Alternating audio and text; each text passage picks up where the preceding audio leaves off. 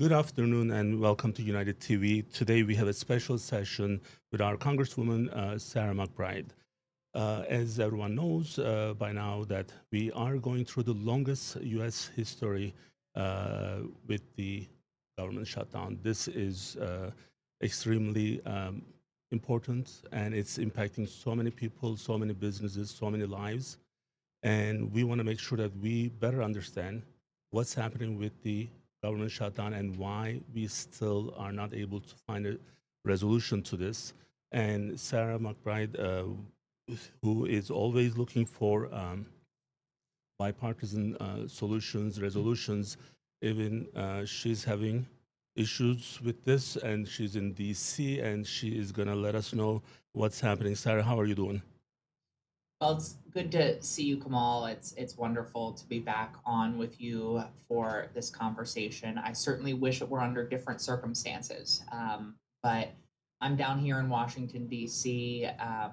As you mentioned, ready to roll up my sleeves alongside my Democratic colleagues to find a bipartisan path forward to reopen government and address some of the urgent issues that I know many of my constituents are grappling with, Hmm. specifically as it relates to the expiration of the Affordable Care Act tax credits and the healthcare cost crisis that many Delawareans and millions of Americans will be facing. So I'm hanging in there, but I know many are struggling right now, and that reality weighs on my shoulders in urgently feeling a need to resolve this shutdown, and I hope it weighs on my Republican colleagues' shoulders. But unfortunately, most of them aren't here for me to have conversations with them. So why are they not there? That's the one part that I couldn't really understand. What's happening? Why the Republicans are not in DC? Well, I think what's to sort of set the stage. I'll go back a little bit and step back and start really in August, because I think to understand where we are right now, one has to understand how we got here. Hmm. And in August, we knew that we were heading toward the expiration of the previous budget that had been passed in March, the continuing resolution, as it is called, that was passed in March.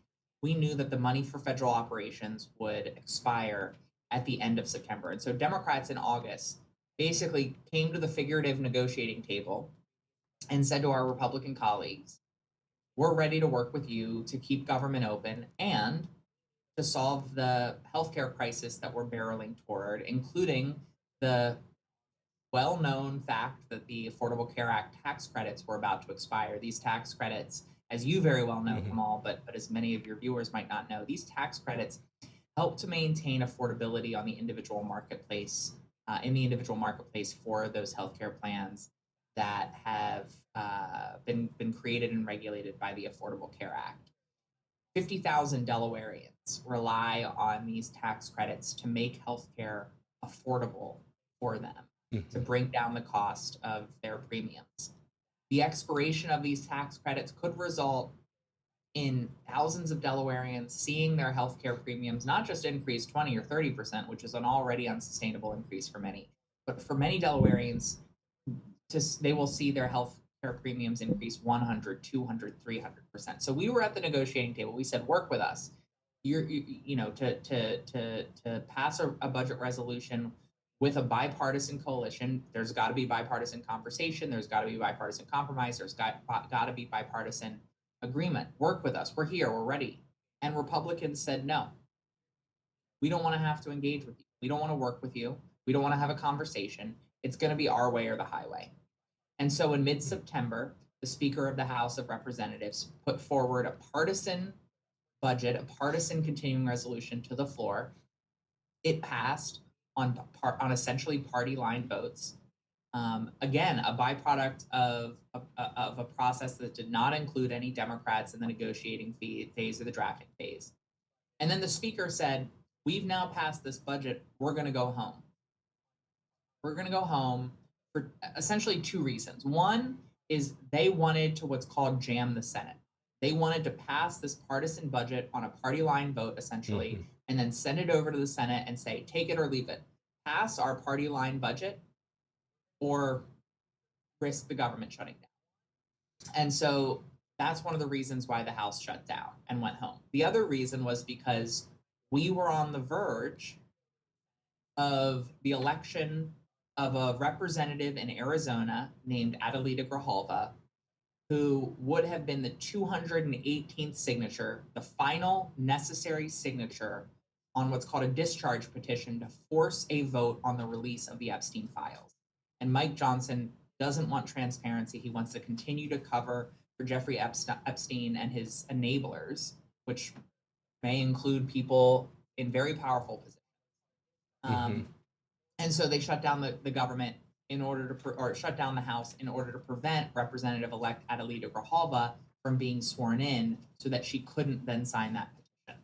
And so because of that, we're now in a government shutdown because the Senate, unsurprisingly, couldn't pass the partisan budget that the House passed.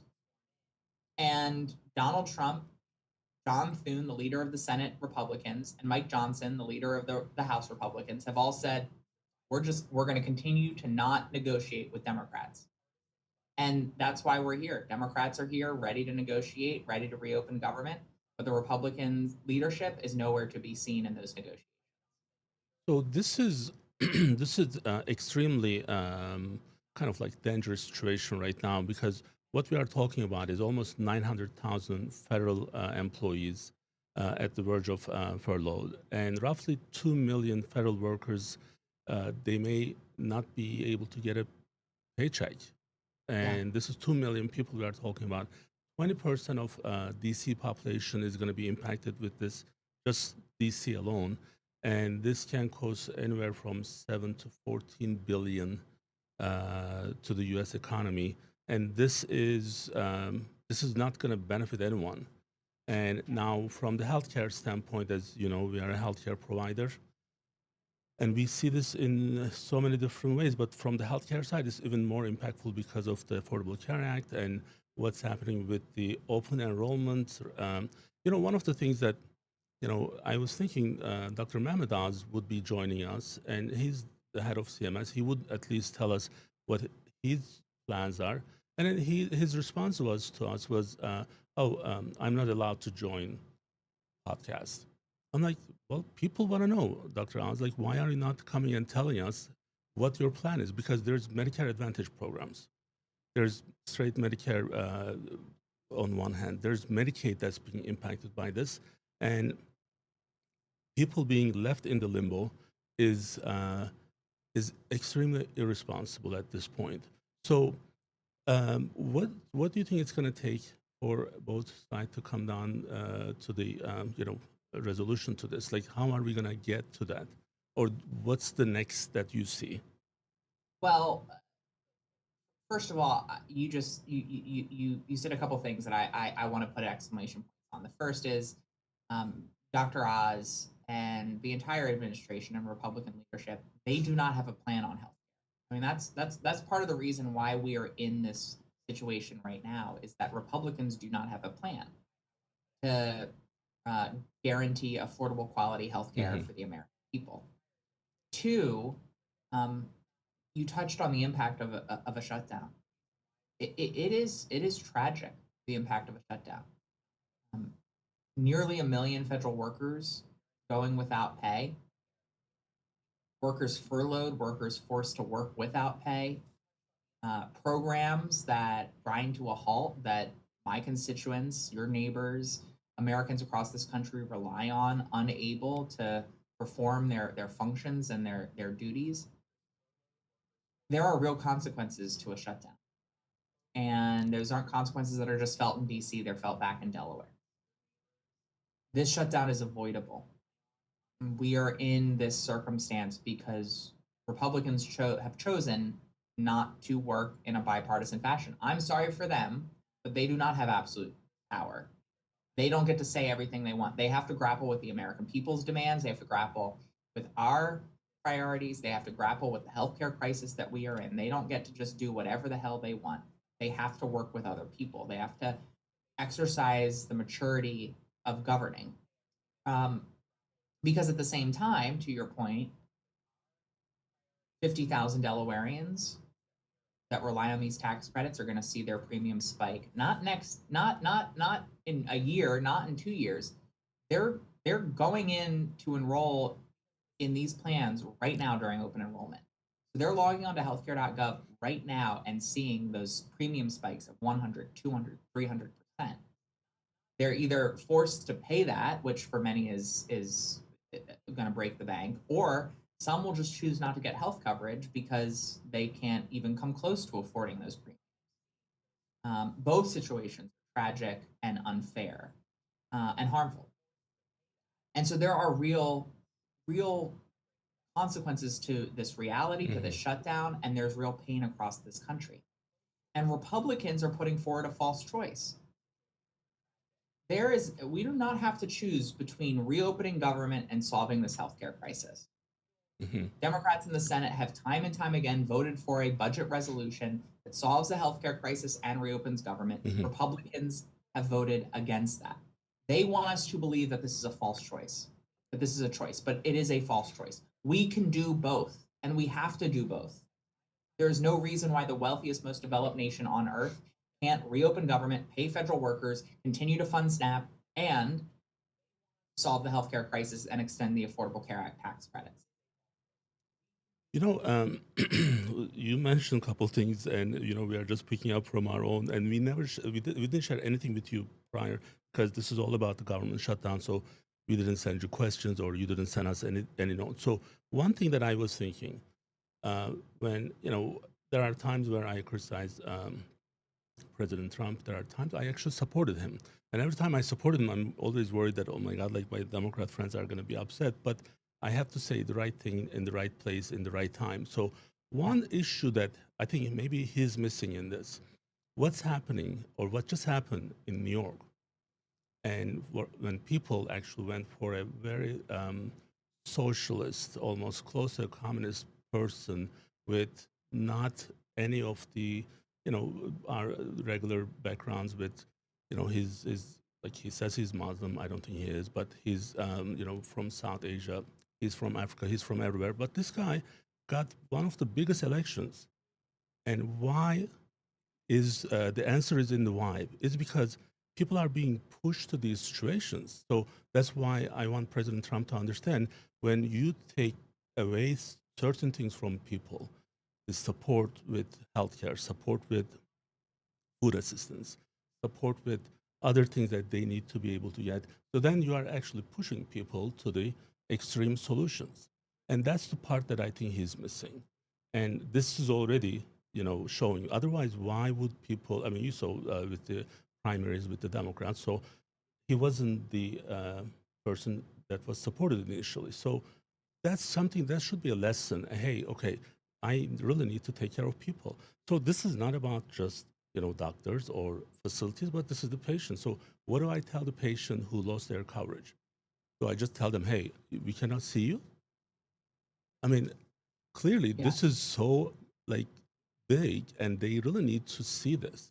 And the resolution, and if it's coming from the healthcare related, Affordable Care Act related issues, that has to be like he has to be on with these. He has to really change his mind with these. Otherwise, Well, yeah. go ahead. I was just going to say, I mean, I think what's clear is that one of the big lessons from Tuesday, whether it's with Mayor-elect Mamdani, Governor-elect Sherrill, Governor-elect Spanberger, is that voters want candidates that are going to solve this affordability crisis. Voters want candidates who are going to, with laser focus and boldness and courage, bring down the cost of living. And whether it's voters in New York or voters in New Jersey or voters in Virginia, that message was sent loud and clear to people in Washington. And you asked, what is it going to take to solve this shutdown? It's going to take Donald Trump, John Thune, and Mike Johnson coming to the negotiating table and working with us to reopen government and to bring down the cost of healthcare in this moment by extending the Affordable Care Act tax credits. And they need to hear from the American people what was made clear on Tuesday, which is that they need to prioritize helping working people in this country afford to live. And that's not going to, we're not going to be able to get out of this until and unless those three leaders actually come to the table to negotiate and work with us. And I think the message on Tuesday was that Donald Trump, Mike Johnson, and John Thune, not just during the shutdown, but throughout the last 10 months, have not prioritized building an economy that works for everyone. Well, pushing people to the affordable, situations is one thing. But what one of my main message to No, the I understand like they shouldn't be in those situations. Like like the government, the President Trump yes. should be working to make sure that these things are not happening, so they are not being pushed to find more affordable solutions, right?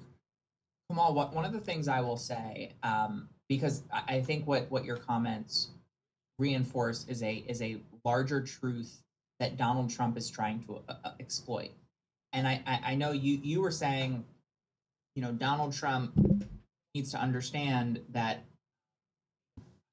people, when they are hungry and out of a job and sick, people look for a way out, rightfully so. And in this case, you're saying that him ignoring the economic issues Hmm. of the day fueled a campaign that has positions that Donald Trump wouldn't want. And Right. so if he doesn't want those positions, he should Yep. address the cost of living crisis. Absolutely. And I actually think, stepping back, one of the things I believe very firmly is that Donald Trump wants people hungry. He wants people out of a job. He wants people sick because he knows, maybe in New York City, the economic desperation leads people to support very, very bold economic Hmm. policy there. But he knows that what is often the case is that economic distress, economic uncertainty is also something that can be exploited by strongmen and authoritarians. Mm. The first speech that I gave on the floor of the House of Representatives, I quoted from Franklin Roosevelt's 1944 State of the Union, where Franklin Roosevelt says, "Necessitous people are not free people. People who are hungry and out of a job are the things that dictatorships are made of." And so when people say the cruelty is the point for Donald Trump, that is because the anger and the fear and the hopelessness that people feel when they are facing poverty and a lack of healthcare and a lack of housing, that is anger that authoritarian wannabes can take advantage of, and that he has tried to take advantage of over the last decade. And so he wants to create those circumstances, because when not only when people are hungry and out of a job can he come in and say, "I alone can fix it," or "These vulnerable communities are to blame for the fact that you don't have affordable health care or stable housing." But on top of that, when he creates an environment of scarcity, and when people are desperate for food or for a job or for healthcare, and there's not enough to go around because he's created circumstances where there's scarcity, it increases his Hmm. power, because then he gets to say, "You do what I want and I'll give you healthcare. You do what I want and I'll give you housing. You do what I want Hmm. and I'll give you a job. You do what I want and I'll reward your state. You do what I want and I'll give more money to your local community. And if you stand up to me, I'm going to punish you. I'm going to take money away from you. I'm going to take healthcare away from you. I'm going to take housing away from you." That is part of how he tries to exercise and consolidate power. And so I think what you've just described is actually part of his game plan, because he wants people angry and hungry and poorer so that he can exploit them. Well, there's Mamdani's. So if he does that, there will be more of those. So what I would like to say, kind of from our side, as just so that someone's job is running the government, and that's Donald Trump. So he has to make government running. So it can afford just not having it. So ultimately, person who's in charge will be responsible and is responsible. And I think this is going to be a fatal mistake for Republicans. So and then the elections are coming. and then people are not going to forget these things, because right now this is impacting. And I was giving a lot of credit. I'm like, oh well, don't worry about it. It's going to be November 1st. I mean, it was the first weekend. They will be Yeah. fine. Then November 1st, we lost the opportunity on the CR. Now where we are is the longest government Yeah. shutdown in U.S. history, and that's not benefiting anyone. And I want Republican side to hear this and then get the differences resolved, and then make the government run again, because we cannot. A lot of people are relying on it, and this is going to have uh, extremely severe impact in the society. And I want to make sure that people understand that. Sarah, I know your time is limited, and I really want to thank you for being available and explaining this. And I know we'll see you again sometime soon. But until then, please let us know if you need anything from our side. And then if you see Dr. Oz, please tell him that it's his job to just come and talk to people in healthcare. I thought he was running CMS. And being the Turkish guy, I thought we would use the Turkish connection, but no, it didn't work. So, but this is not acceptable, obviously. But we really appreciate you being available and explaining things for us. Thank you so much again. Thanks for having me back. Bye bye.